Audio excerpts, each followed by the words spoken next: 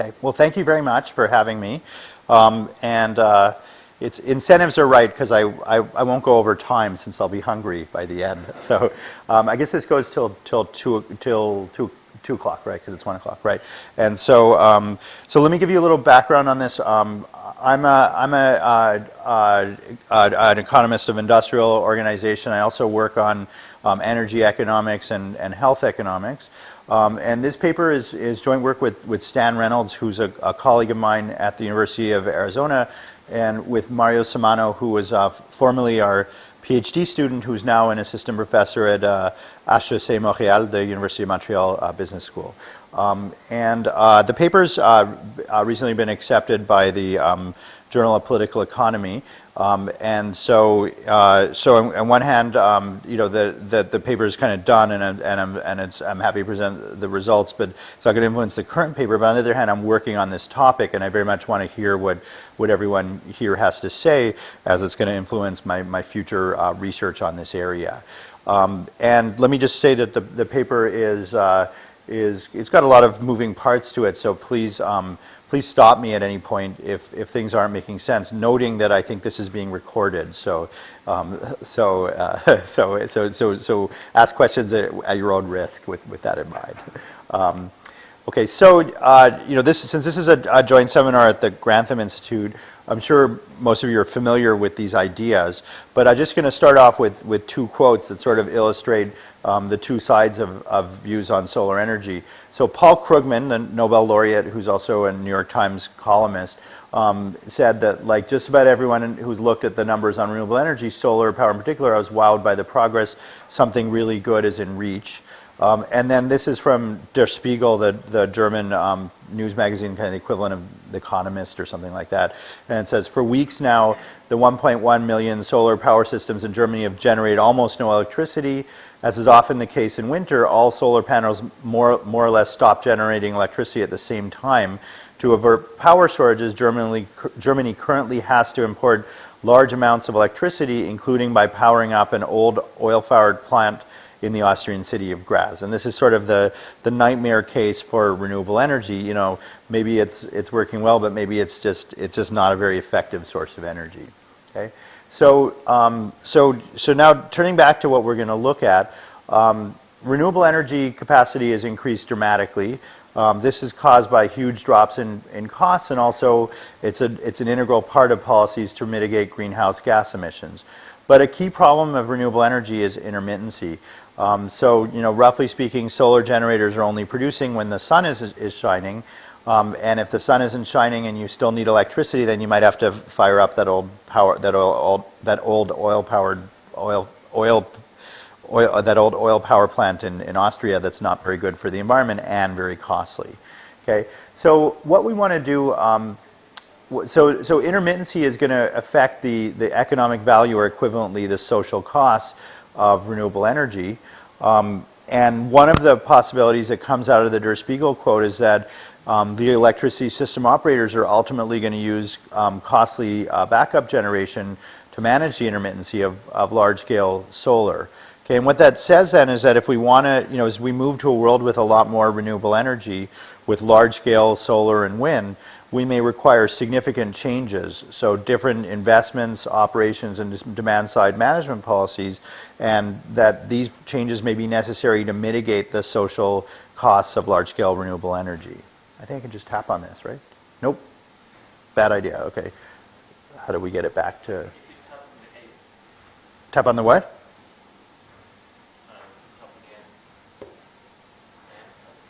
We could probably go to view full screen, right? Okay. Anybody know how to? Okay, sorry. Yeah, is there a keyboard? Yeah, Control L should do it, right? Yeah. A man after my own heart. There. Okay. Yeah. Perfect. Okay. I won't tap on that again. That's okay. Okay. Okay. So what do we do in this paper? Well, we're going to develop an empirical method to quantify the social costs and carbon dioxide emissions from large-scale renewable energy facilities. Okay, so the idea of our approach is that we're going to solve for decisions that maximize the total surplus given renewable energy capacity levels. So we're going to condition on, say, we have 20% solar or 15% solar, and we're going to say, what are the policy decisions that we can do, and how does that then feed into the total social costs of renewable energy? Okay, so in our model, and I think in the real world, the social costs of renewable energy depend crucially on the variability of the energy source, including how it correlates with demand. Okay, so including whether that renewable energy source is producing when demand is high, which would add to its value, or when demand is low, which would subtract from its value. The forecastability of the source. So it's one thing to say that there's intermittency, but if you know when that intermittency is happening, then you don't have to have reserve operations to account for it. And if you don't know when it's happening, then you're going to have reserve operations, basically plants that are standing by, ready to produce in case that energy source fails. Okay, and that's itself costly. And the third is the cost of building backup generation that you have to have for system reliability. Okay, and we're going to develop along the way a formal model of reserve operations. And so our model is a formal model of a system operator who has to keep backup generators spinning in order to activate them if and when a generator fails. And in the presence of renewable energy, which is itself uncertain and not perfectly forecastable, we'd expect that the system operator is going to choose more reserve operations than she did initially. And our model can be used to examine the social costs of different renewable energy sources and in different contexts from what we look at. Okay, so just to fix ideas a little bit, here's an example of production from renewable energy.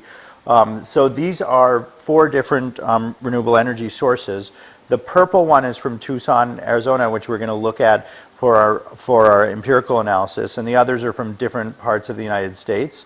And so what you can see is that what you'd really like, the best case for renewable energy is the turquoise line, which is from San Diego, and it's sort of, it's 0 at nighttime, as you'd expect, and then this is the production. And if you look, it sort of peaks at 1 p.m., but it follows a nice smooth arc that's going to be very forecastable. Okay, even if you look at Tucson, there's a lot of, this is a 15-minute data, and there's a lot of jumps up and down. You see the purple dots go up there, and they go down, and they go up. And this is over 3 days in August of 2011. So just an example. But the point is that when those renewable energy sources are jumping up and down, then that might produce, if you look at the mean, then the electricity use is going to be pretty good. But we don't care about the mean use of electricity. Electricity demand and supply have to be balanced at a very fine time scale. And what you really have to do is you have to have these backup generators producing for these time periods when the solar output gets bad. And even worse than San Diego or Tucson is New York City in this particular case, where we Googled it to make sure it was right, and there was a big storm during this period. And so you can see this is all normalized, so the capacity is 1. This is how much it's producing in New York. So it's producing about 20% output at the maximum on this day, right? And that happens, that it just doesn't produce very much. Okay. Another feature of solar energy that's very interesting, that's going to show up in our model, is that in the U.S. demand peaks in the early afternoon. Okay, so in all of these 4 cities, demand is peaking then because the U.S.'s demand for electricity is driven by air conditioning. And temperatures are hottest by early mid-afternoon, especially in the summer. And so solar energy correlates positively with that. So it's better than wind energy, which is producing at nighttime when demand is low, but doesn't correlate perfectly. So even at nighttime, you still have 70% of your maximum load, while the solar energy is 0. Okay, so no matter what, there's correlations in there, but it suggests that it's a complex empirical problem to understand how well it performs, which is what we want to do. Okay, so before I get on to tell you about our analysis, it's probably useful to tell you about the relation to the literature. So there's an economic theory literature on reserve operations. So the most close, the paper that's closely related to this is Josko and Tirole, 2007, who have a paper in the RAND journal, and they developed an economic model of reserve operations. Their model was meant to ask the question, to answer the question of why is it necessary to have system operators. And the basic idea in their model is that if a generator fails, then that imposes an externality because nobody gets power. Not just, so there's an externality on the whole system, and because of that you need a system operator who's going to ensure that there's sufficient reliability because of the externality problem. Does that make sense? So basically, we took their approach of understanding reserve operations and we turned it from a theoretical model into one that can be taken to data. So we basically took that grain of an idea and modified it to put in things like actual generators and what the costs are from failing and what demand is and variability over time and stuff, so that we can then take it to data and say, let's use this model to get the actual costs of what these intermittency are, to approximate those costs, rather than a theoretical notion that there is an externality, to actually put numbers on it. So that's the first paper that relates to our paper. And the second is that our paper relates to a system engineering literature that in many ways is asking very similar questions of what the value of renewable energy is. Okay.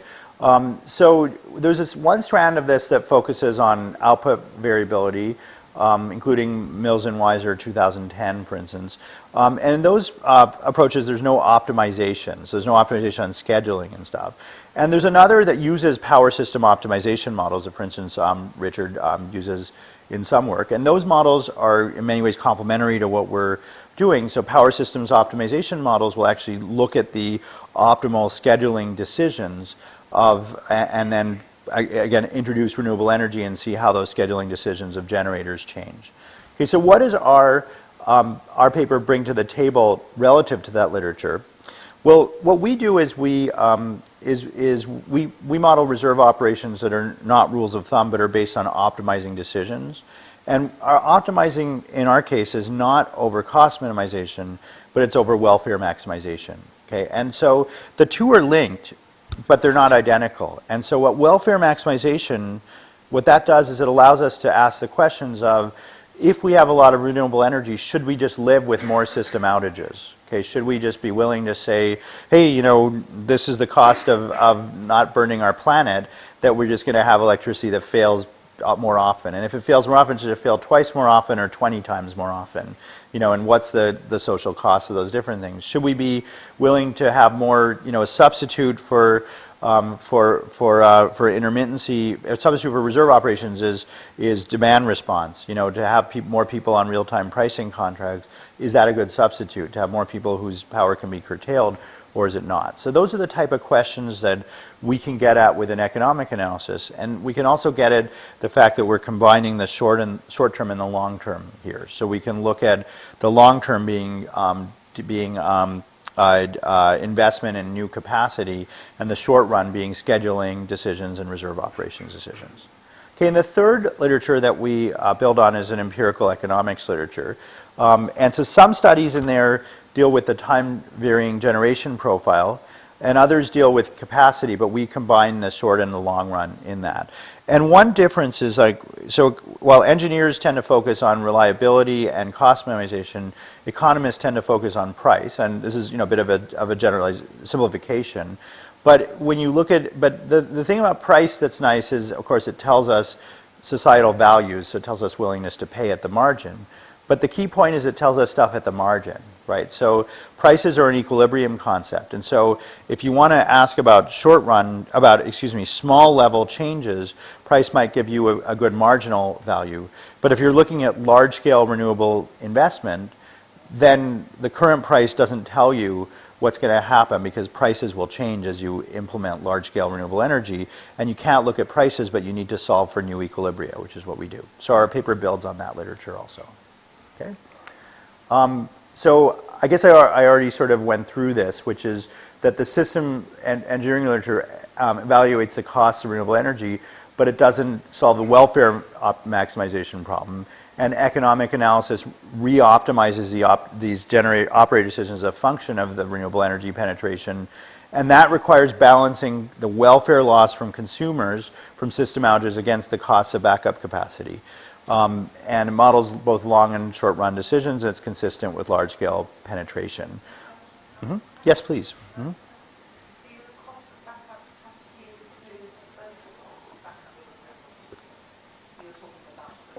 they exclude those, or just the cost of them? So most of the pollution we're going to focus on, the pollution we're going to focus on in general is going to be carbon dioxide pollution. So building backup capacity does not create carbon dioxide pollution. It does, but minimal. But we will, of course, include the fact that you're going to use it, which, yes. So the way we're going to present our analysis is that we're going to talk about a system operator who makes optimized decisions, not accounting for that, although we could easily modify it to do that. And then I'm going to show you the welfare numbers without carbon, and then I'll show you the reduction in carbon. I'll give you a dollar value for the reduction in carbon, and that'll imply a welfare number with carbon reductions. Okay, so absolutely that's the whole point of this, right? Okay, so one of the things we want to argue then is that if you don't reoptimize decisions when you have large-scale renewable energy, it could lead to suboptimal decision-making on the part of operators. So either it could lead to high probabilities of system outage, which might be very bad from a welfare point of view, or it could lead to excess investment in backup capacity, which would also be bad because it's overly costly. Okay? And to our knowledge, our paper is the first to use weather forecast data to say how much of solar energy is forecastable and how much is unforecastable. Okay? So the remainder of the talk, I'm going to give you some background on the electricity market that I think in this room most people are familiar with, the model, the data, estimation and calibration and results. Let me turn to if there are any questions at this point. Besides, okay. So very briefly, we're going to consider the electricity industry in the Tucson area. It's a vertically integrated market. So unlike the UK or unlike the majority of the US, it's a vertically integrated market. We're going to solve the planner's problem, and we don't model market power. Although you could take our model and think about adding market power to it, which is something that I think would be a nice thing to do.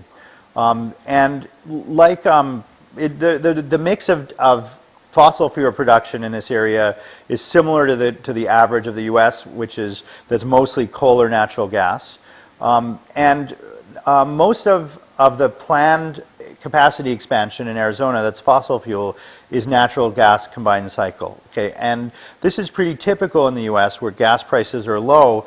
And where it's very hard to get permits to build coal plants because of all the pollution.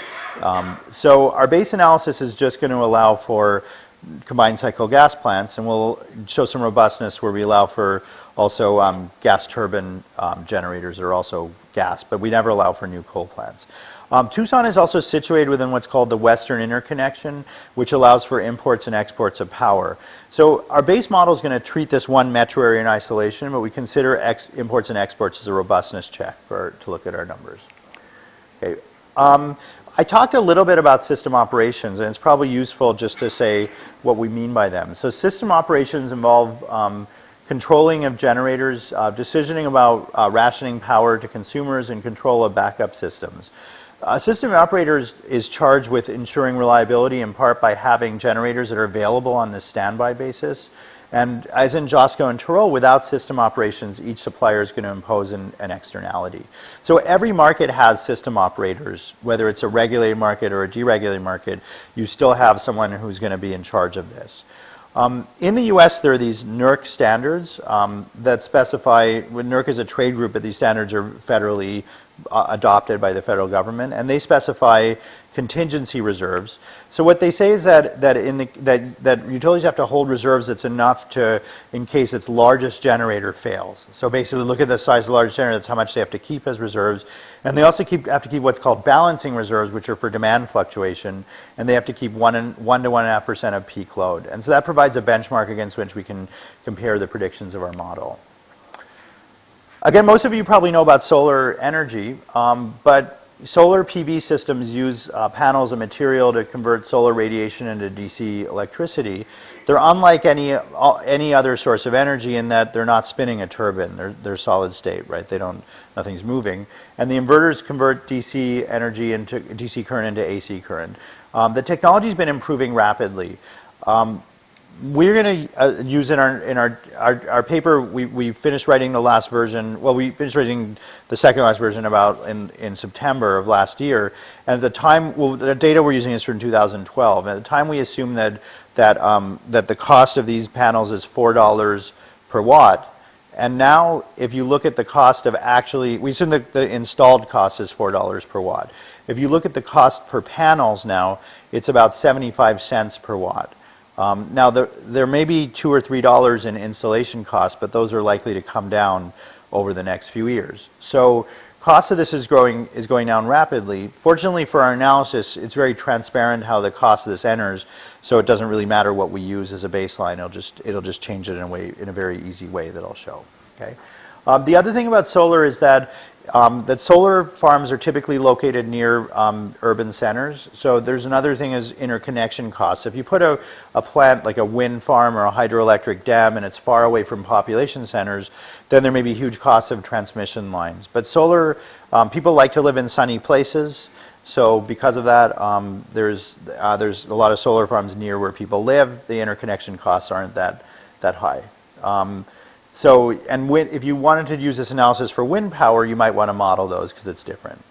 Finally, I should note that there's that much of solar is actually on rooftops, and so Arizona even mandates 30% distributed generation. And so if you're on a rooftop, there's two things for solar. There's two things that's different. The first is that you don't need any transmission for it. It's just being used by the household, so it reduces the transition costs. But it's also a lot more expensive to install rooftop solar. So some technician has to go climb up on a roof instead of just going to a field somewhere and putting these things in the desert or whatever. Okay, speaking of desert, the entire Southwest U.S. has very high solar potential. So this is a map of the U.S. And this is the solar potential. And so the whole Southwest quadrant is very high solar potential, and the rest of the country is not so great. But it's actually much better than Europe, because except for, I mean, you'd have to get to Spain or something to get solar potential that looks even like this or something, right? If you're looking at Germany or England, they're too far north, so the solar potential, and not that sunny, so the solar potential is not great, which is why Germany's solar policy that they've have the largest number of solar cells in the world does not seem like a great idea. They should have just put those solar cells in Morocco or something. It would have been a lot more effective than in Germany. Okay, so let me talk about our model. So for those of you that are engineers, are there engineers here? I think there probably are, right? So yeah, okay. So it's going to look somewhat similar to engineering models of system optimization, but not exactly the same because the objective functions are different. Okay. So in our case, there's a system operator who's faced with a fixed solar capacity level as set by the government, a fixed retail price electricity, and a set of existing generators. Each generator has like characteristics like costs. So in stage one, which is like the beginning of the model time period, the operator chooses new capacity investment and chooses a price for interruptible power contracts, which I'll get to in a little bit, but which are contracts by which they can curtail demand. In stage two, which is every hour of every year, the operator is going to observe the next day weather forecast and going to observe a set of generators that are under maintenance, and she's then going to choose the set of generators to schedule for production or reserves and the quantity to curtail from the interruptible contract customers. Okay, so how much of those available curtailment can you do? Does this make sense? Okay, so in each hour, this follows the scheduling and the curtailment decisions. There's going to be a realization of the solar output and of load or demand. Okay. And some generators may fail. Some of the fossil fuel generators may fail, and we can get data on how many.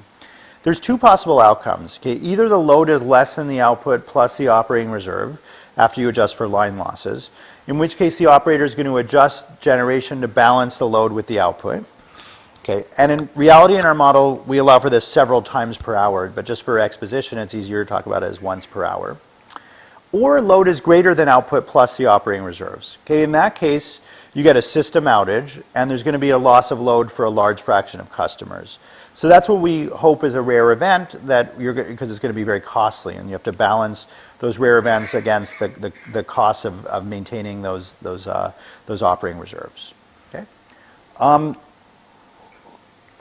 So let me now talk about the demand and welfare, and then the supply side of the market. Okay. So retail price is a constant P bar, and demand is going to be constant elasticity up to a reservation value V. Okay, we're going to take that elasticity from the literature. Why do we care about the elasticity of demand if price is constant? Well, there are two reasons. The first is that the elasticity of demand, or the area under the demand curve, tells us the welfare that's lost when you have a system outage. Okay, the elasticity we're going to use is 0.1. Okay, for those of you that are economists, that's a very inelastic demand, which means that there's a lot of area under the demand curve. Okay, this makes sense that if you don't have power, you can't go about doing a lot of work production, a lot of daily living, and so there's a lot of welfare loss. Okay, so that's going to be a driver of our results, and I don't think it's an unreasonable driver to think that demand is quite inelastic. Make sense? Okay. The second reason we care about this is that that you set a curtailment price, and so a curtailment price says people are paid to not consume electricity if there's a peak time, and the only people that are going to sign up for the curtailment contract are the people whose valuation for electricity is below that price. Okay, so we need to know the elasticity of demand in order to know how many people sign up for a contract for any given price level. Okay. There's in the power systems literature, there's a concept called VOLL, or value of lost load. I assume some of you are familiar with that concept. So that says that's saying what's the average value of electricity, and there's this monotonic relationship between V, the demand elasticity, and VOLL that's in the appendix of the paper. But the two are very tightly linked with each other. So we'll get survey data on VOLL, which then turns into a closed form for the demand elasticity. Okay. Oh, I'm sorry, that's not demand elasticity, that's the choke price, I apologize. So the elasticity is eta, and with demand being inelastic, the area under that curve would be infinite, and so we have to put a choke price, a maximum valuation, and that's what V is a maximum valuation. So conditioning on eta, demand elasticity, there's a monotonic relationship between VOLL and V. Apologize for that. Okay, so remember that we have these curtailment contracts, and this follows from a lot of what's been done in the real world, like Ross Baldick at Texas, for instance, talks a lot about contracts like these. So in the first stage, the operator offers interruptible power contracts and sets a price PC for curtailment. So all users who sign up agree to have power curtailed as necessary with a one-day notice, and to be compensated a per unit price of PC net of the price of electricity, P bar. All users with valuations below PC are then going to sign up for that. And so we'll just assume that there's a demand curve, and we'll assume that that set is known based on the minimum of that distribution of demand. Okay, so in the second stage, observing the forecasted state, the operator randomly selects the customers to curtail from the set that could be curtailed. Okay, so why do we care that it's randomly? Well, we don't want to make the operator have too good an ability to curtail users. So with a random curtailment, which we think is pretty realistic, a higher curtailment price implies that you can curtail more demand, but that there's a higher per unit welfare loss from curtailment. Okay, so in other words, you have this trade-off. The higher you set the curtailment price, the more demand your demand response can be flexible, but the worse that's going to be societally, because you have to pay them more and because their valuation is higher. Okay, so either way you look at it, it's going to be worse. Okay, so that's it for the demand side. Now focusing on the supply side. So we assume that all generators last till year T, and that generators can either be scheduled at 0 or full capacity, and each generator has a capacity, a cost of operation, a probability of maintenance, a probability of failure, and a ratio of reserve costs to operating costs. Okay, there's a set of current generators that are from the data, and there's a set of new fossil fuel plants. And the operator can choose any number NFF of those plants, and they can either be natural gas combined cycle or gas turbine. The solar production, the system operator is faced with a level of listed solar capacity, and it's going to be from sites dispersed in the metropolitan area. We have data from actual solar production from a bunch of sites in the Tucson area that we'll use to simulate that. So transmission, this is another point where it's necessary to model it. It doesn't make that big a difference, but effectively then we're going to assume that there's a distributed solar output that's like on rooftops that doesn't incur transmission costs. And so this reduces the cost of solar in two ways. So first it reduces line losses. So we assume that line losses are quadratic in non-distributed generation, which is generally what engineers assume.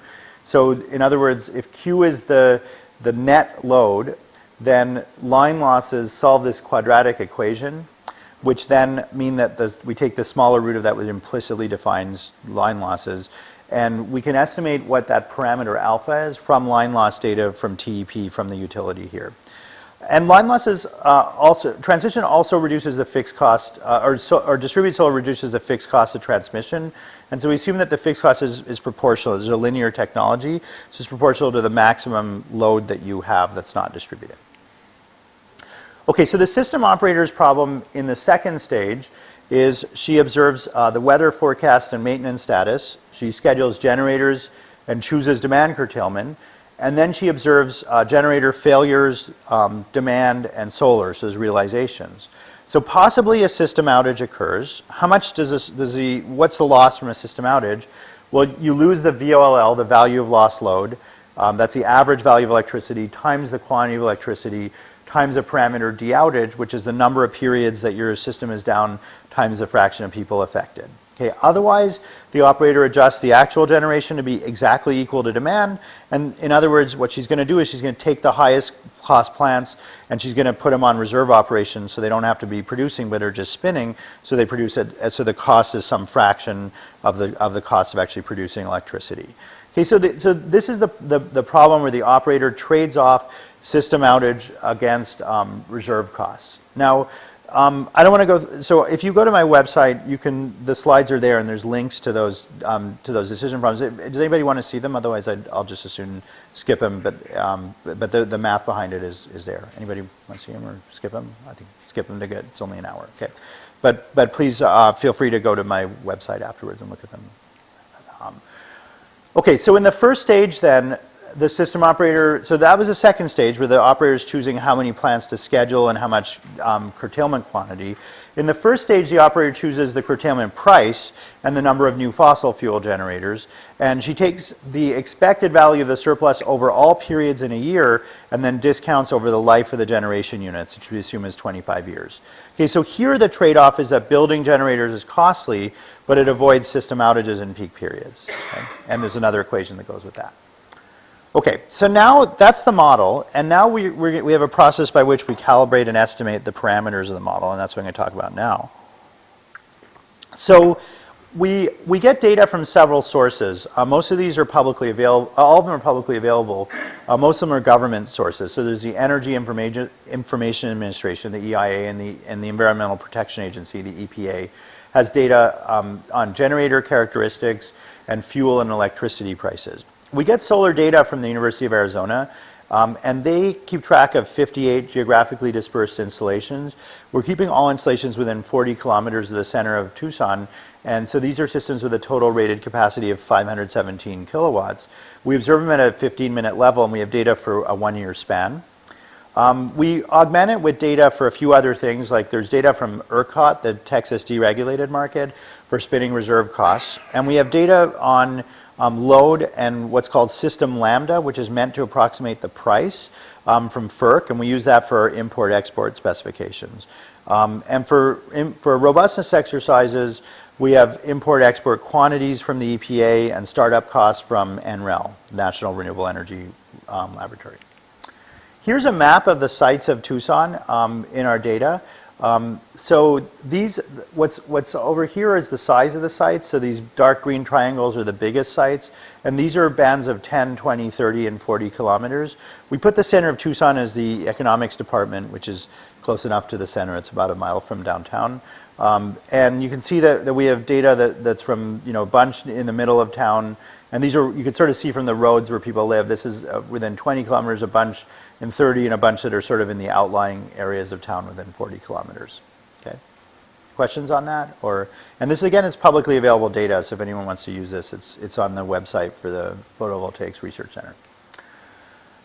These are data just on solar output. Anybody who works in this field, this shouldn't be unfamiliar. And this sort of mirrors what I gave from the real world data I showed on earlier. That solar output, there's no production after 7 p.m. or before 6 a.m. And it peaks in Tucson right at 1 p.m. And these are the 1 standard deviation bars. Okay, so this is our site was, how many kilowatt hours was it? It was, how many it's 517 kilowatts. And these are, so the maximum production in AC terms is 420 kilowatts. Okay. And these are data on load. So this is by month. So the maximum demand in Tucson is July when it's the hottest. And the minimum demand is in March. So I think if you want to visit Tucson, this is the best month to visit. But really, anytime except kind of here and here is pretty good to visit Tucson. So, and okay, so we have weather forecast data from the National Oceanic Administration and Atmospheric Administration, NOAA, and we have forecast data. And so we were able to download forecast data that were for forecast the next day at 3 a.m. And we use that forecast data to figure out what part of the load is forecastable and with a regression, and then the remainder is the unforecastable part. Does everybody understand? No? Yeah, okay. Okay, and then we calculate generator marginal cost following this economic literature on it by Catherine Wolfram and Severin Borenstein et al. So we basically calculate marginal cost by multiplying the heat rate by the fuel costs, and we get heat rates from the EPA. And we get fuel costs. These are also reported to the government. So, for both coal and gas plants. And then we add to that sulfur dioxide cap and trade permit fees. So when Carol asked me whether we only account for carbon dioxide pollution, we also account a little bit for sulfur dioxide permits. But one of the problems is that the permit prices are way too low. And so the social costs are probably higher than the permit fees in the US. So they're not really doing much here. So I don't want to say that we allow for it perfectly. And I think the permit prices here are even lower because they're zero for nitrous oxides. And then we get new generator marginal costs and capacities from the EIA. Okay, so this is a slide that's not specific to our analysis, but I think every student who's like doing a master's in like in energy or something should see a slide like this, which just illustrates how the electricity market works. So these are all the plants in our data. These are solar plants, so that are already there, and they're very few in size. They're only 6.5 megawatts. They don't produce any, they have zero marginal costs effectively, and they don't produce any of these pollutants, as we know, okay? They're expensive to build, of course. So coal plants are the cheapest in marginal costs, and so the marginal costs of coal plants in our data are $23 per megawatt hour, okay? So or 2.3 cents per kilowatt hour, which is pretty cheap. Now, coal plants, of course, produce a lot of sulfur dioxides, nitrous oxides, mercury, all that sort of lovely stuff. And they have about 1 ton of CO2 per megawatt hour of electricity produced. So one way of thinking about that is that a ton of CO2, the current US government standards for what that's cost is $39. So add to your $23 cost $39 in CO2 emissions by the government's standards. The ETS, the European trading systems prices are much lower, but that again reflects poor policy choices rather than actual social costs, I think. Okay, so now if we look at natural gas combined cycle plants, well, they have a higher cost, but it's not that much higher in the US where we have a lot of fracking, natural gas from fracking, and so it's $35 per megawatt hour. But the CO2 emissions are 0.4. Okay, so they produce only 40% as much CO2 emissions as coal plants, which is to say that they're a sort of a partial solution for greenhouse gas problems. So environmentalists who don't like fracking, I think sometimes don't always think through the fact that there's big drops in all these pollutants that they should be weighting against the costs of fracking, the social costs of fracking. Okay. Then there's 2 other natural gas type plants. So gas turbines are the other type that's the second most commonly being built, and they're much more expensive, $71 per $71 in marginal cost, but they're cheaper to build, so they're useful as peaking plants. Okay, and so we look at these new plants. These are the forecasted prices, so $32 in marginal cost or $47 in marginal cost for the gas turbine plants. So any questions on this slide or anything? Okay, so these are yeah. Just one. On the marginal cost for fossil power generators, Yes. you use single marginal cost per generator type. So No, we don't. We have the data on every generator, and we use the cost for that generator. This is just a summary, and these are the standard. But so these have standard deviations around them, and we'll use those. So we'll use the actual ones. Okay, and they have different sizes too. So we have the generator sizes. Okay. Okay. So in the demand parameters, we're going to use a demand elasticity of 0.1. We'll use a VOL that's been $8,000 a megawatt hour. So it's again much higher than the price of electricity, which makes sense. And we use a 20% demand growth, and we use that just so that's sort of historical load growth in Tucson. And it's also useful because then in any scenario the planner wants to build capacity, so there's never any wasted fossil fuel capacity, even with a lot of solar.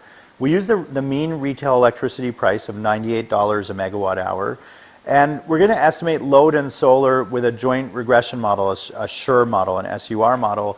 And that includes, the regressors includes forecast variables we put in splines, tons of regressors, hours until sunset, hours from sunrise, day of the week and month of year indicators, hour dummies. Again, the results in that are in the paper, but the precision of the load and solar is similar to forecasting studies and values used by utilities. So the R squared of the demand model is 0.96 and 0.95 for nighttime. And the R squared of the solar output model is 0.88. Okay, so they're pretty good predictors, not perfect predictors, but we can predict solar output and demand pretty well. Okay, questions? No? Okay, and the supply parameters, I talked about most of them from that table, but the remaining ones, so we have to figure out what the cost of reserve operations are. What we're going to do is we basically look at ERCOT and we take the prices. So we take the price of reserve operation markets is $25, and the price of balancing market is $65, and so we take the ratio, which is 41%. So we're gonna assume that. This is kind of a weak point in the paper, that it's a reduced form of something that's probably has a deeper explanation that we're not getting to. But for what it's worth, we assume that's the cost of reserve operations is 41%. And these are the mean maintenance and failure probabilities for natural gas and coal generators that we take from data. Okay, and the remaining supply parameters are what's the probability of outage, the fraction of affected customers times the hours of outage. And if you took this number, it comes out to just about 1 hour. There's about 40% affected customers in 3 hours on average. There's this parameter that shows up in the line loss stuff, which is computed from TEP's reported line losses. There's the transmission fixed cost per megawatt hour. There's the fixed cost of solar capacity, that's $4.41 a watt. And then there's the cost of new generator capacity for fossil fuels, that's $1.10 a watt, or 1.1 million per megawatt hour. There's a discount factor of 6% with a lifetime of 25 years. Okay, and we can do robustness to all these parameters. The one that's going to be the elephant in the room is this one, but again, our model is fairly transparent about how things change as you change that. Okay, so these are our first set of main results, and what these go through is they go through the social costs of large-scale solar. Now, these results do not yet account for the benefits from carbon reduction. Okay, so what they say is let's look at these 4 different scenarios: no solar output, 10% solar output, 15%, or 20% of generation from solar. Okay, everybody understand what I mean by that? Okay, and then we ask the question of how many of these gas generators do we forego if we as we add solar. Okay, and the gas generator size, going backwards, is 191 megawatts. Okay, and that's from the EPA data on the EIA data on the mean sizes. Okay, so what happens as you increase solar? Well, if you increase solar to 10 or 20% of load, then as you do that, you're getting you forego a number of generators, But here, you forego fewer and fewer generators as you get more load, right? So as you start off, you can forego generators, but soon you hit into these constraints that you need these generators as backup capacity, and so it's very nonlinear in that, okay? What happens to the system outage probability is that it goes up. So in our baseline, the optimal system outage probability is 4.76 times e to the minus 5. And I'll tell you how that compares to what's actually true in the data. But it means roughly one system outage for an hour of system outage every 3 years or 3 or 4 years, something like that. Okay. So as you go to 20% solar, it becomes optimal to have more system outages. So instead of once every 4 years, it should be about twice as often, once every 2 years. So not an order of magnitude higher, but a little bit higher makes a difference.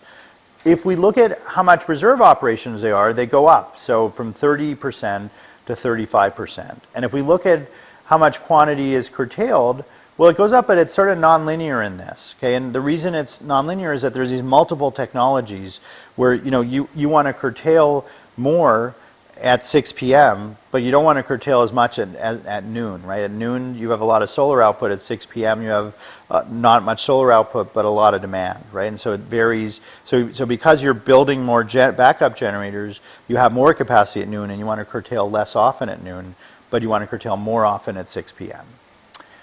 These are the production costs. So obviously, the big difference in solar output is that you reduce your production costs from fossil fuel generators.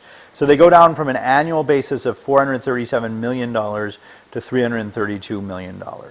Okay.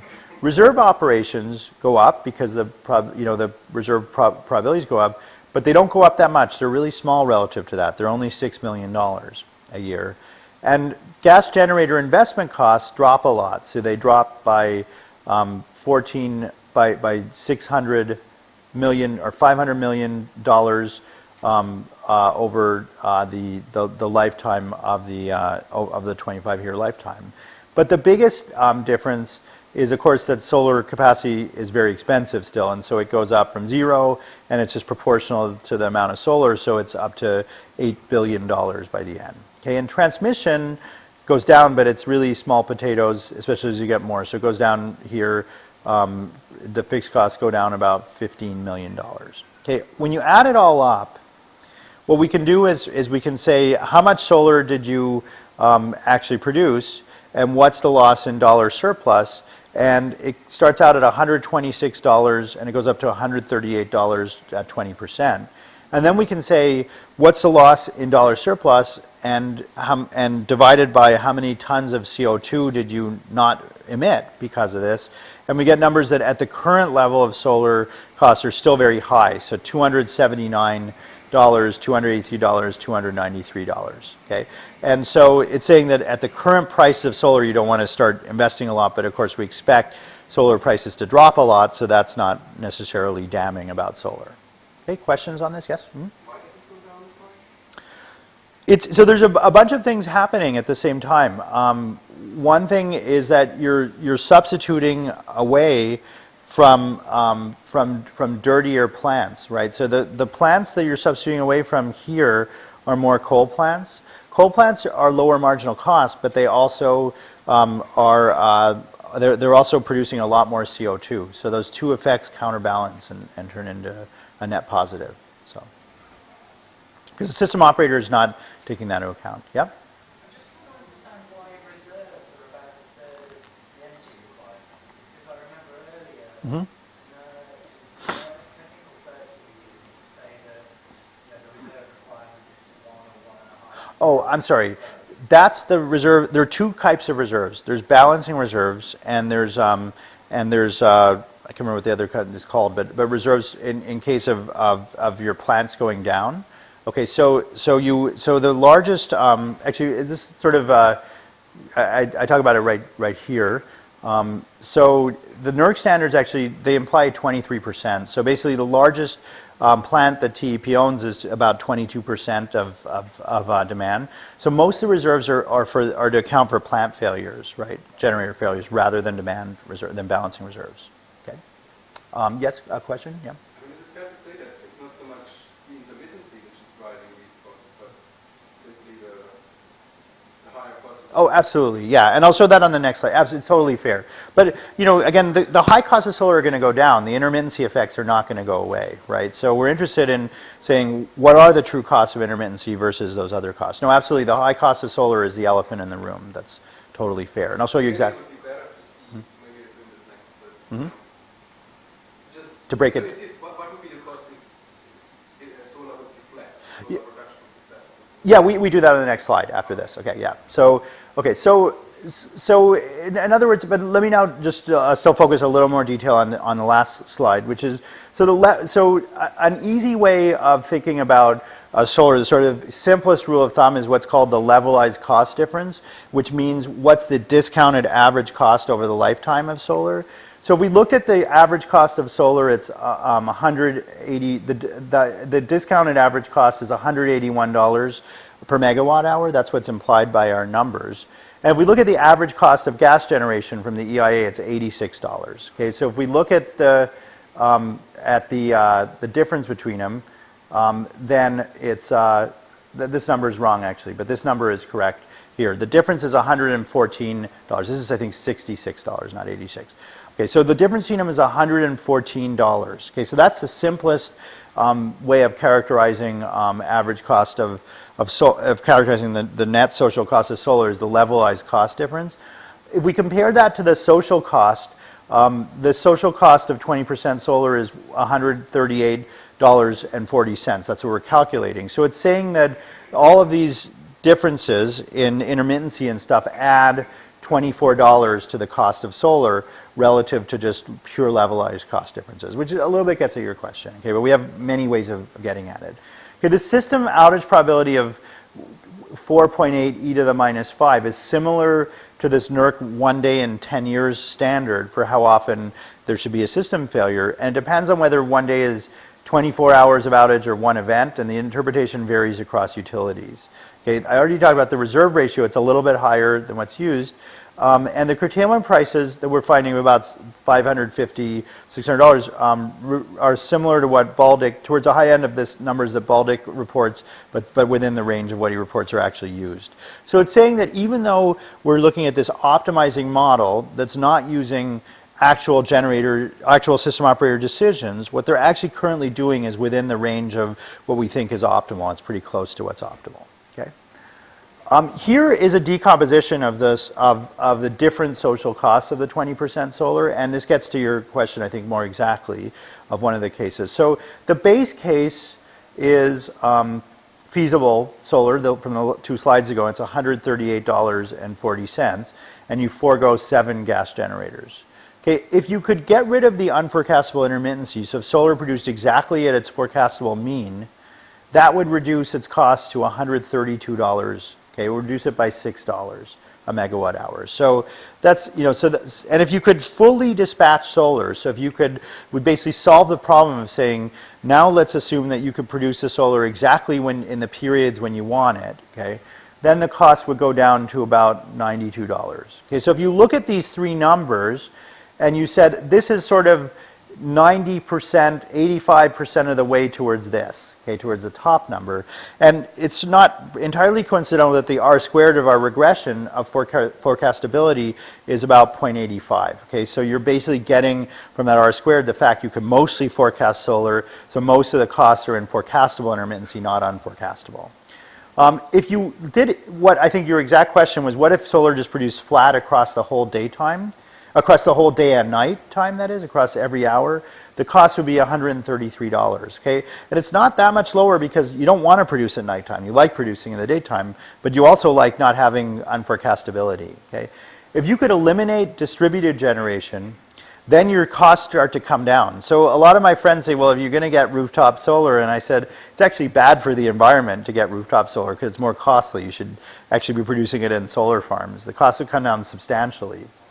If the fixed cost of solar dropped from $4.41 that we assumed to $2 a watt, which is not at all unreasonable, then the loss per dollar surplus goes down to only $40. Okay, and so that's again, what people are asking. That's the biggest source for this.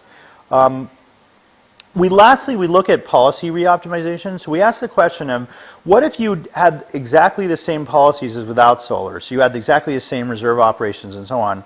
Well, the social cost of solar would be really high. It would be $281. And the reason it's so high is that you'd have system outages very often. Okay, so you'd get system outages like, with 100 times the frequency that you currently do, and that would be bad for the economy, right? So I think we understand that you can't just not you have to reoptimize policies if you want to make solar effective. And if you have a rule of thumb policy that's based on keeping the system outage probabilities the same, well, depending on what capacity credit you give for solar, the costs are going to be substantially higher still. You're going to add $15 per megawatt hour. So it says that sort of the engineering instincts of, we want a bridge with a certain reliability, so we'll build it to 10 times that reliability. It may not be perfect here, right? Because you might be overly reliable if you tried to sort of stubbornly have the same amount of reliability as you did before, okay? I'm almost done. I know I'm almost out of time, but I'm almost done. So this is just a graph of the solar capital cost versus the social cost for 20% solar. So we use a baseline of $4.41. It gives a social cost per CO2 emission averted of $279. Okay, if we go down to $2.43 in solar, then we get to a cost of $116, which is the 95th percentile social cost of carbon as used by the Environmental Protection Agency in the U.S. And if we go down to get to the mean level, which is $39, we have to have a solar capital cost of $1.52. Now, solar panels are now selling for about 75 cents a watt. So this is saying if the balance of system costs are roughly equal, then we're at a point where we might see dramatic changes where we should see dramatic changes in how electricity is being produced. It would be optimal to start very soon to start producing large fractions of energy from solar energy. I think this is going to happen. Okay, so we looked at robustness to functional form. So we looked at real-time pricing, where a fraction of customers are on real-time pricing contracts. We looked at imports and exports, where we specify a net support import supply curve and then estimate it. And these are the estimates from the different robustness estimates.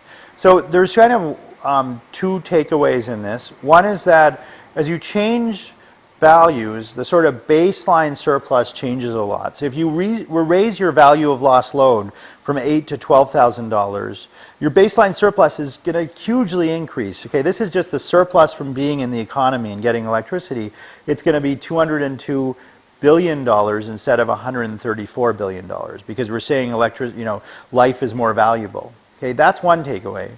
The other takeaway, though, is that it does almost nothing to the social cost of solar. Okay, this is the baseline of 138, and all these numbers line up. The problem with these numbers is that we simulate to get equilibrium, and all of these are basically within the simulation error. There's basically no changes to them. Okay, so in other words, you change the VLL, it changes the baseline social cost, the social surplus, and it changes the social surplus with solar almost identically, and the two net out to get very, very similar values. Okay, so in other words, most of these assumptions we're making, if we're willing to change them to invest in additional generator type, different forecast windows, different forecasts, allowing imports and exports, they're not changing our base conclusions as to what the value of solar are.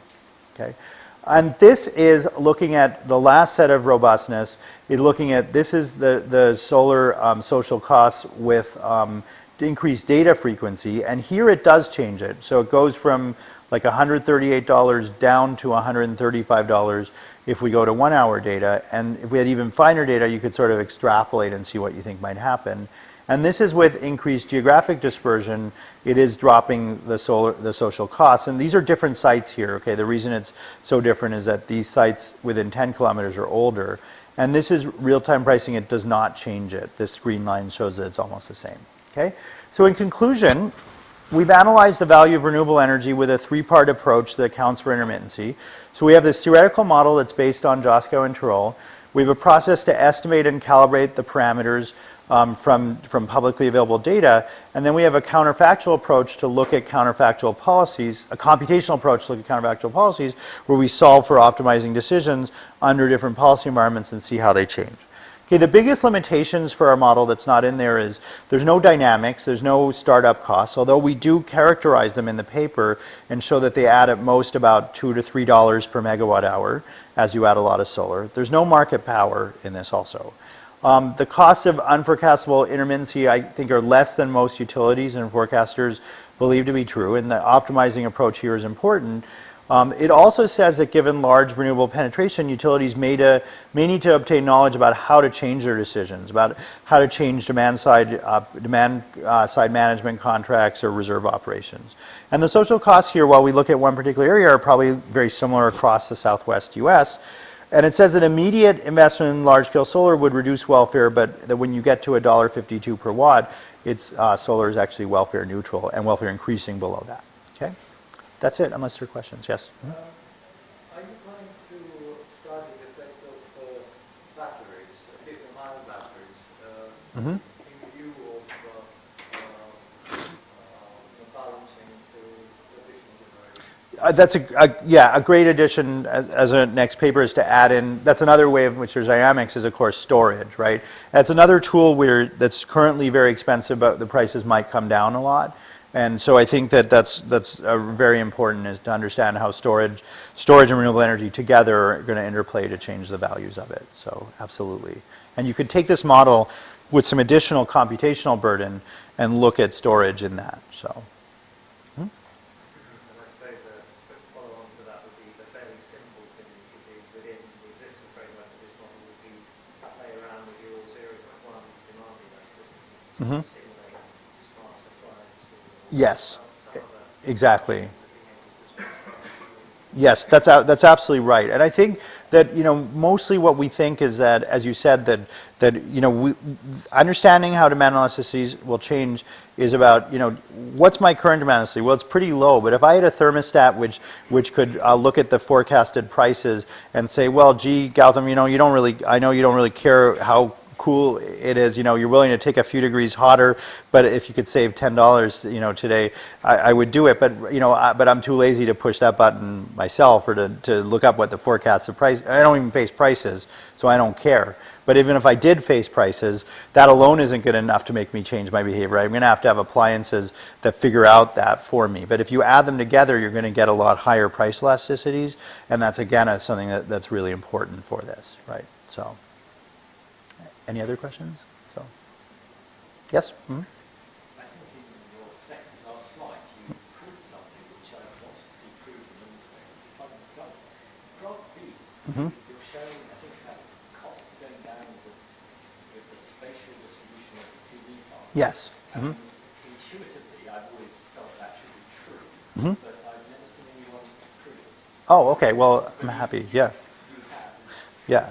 So yes, although there's so one caveat and one extension. So the caveat is that this is meant as like an add-on. It's like kind of like the second round the referees wanted to see it. So basically, we took a very simple approach. Now, some of these sites in the middle of Tucson are older, and so their capacity factor is lower. So this is not just intermittency.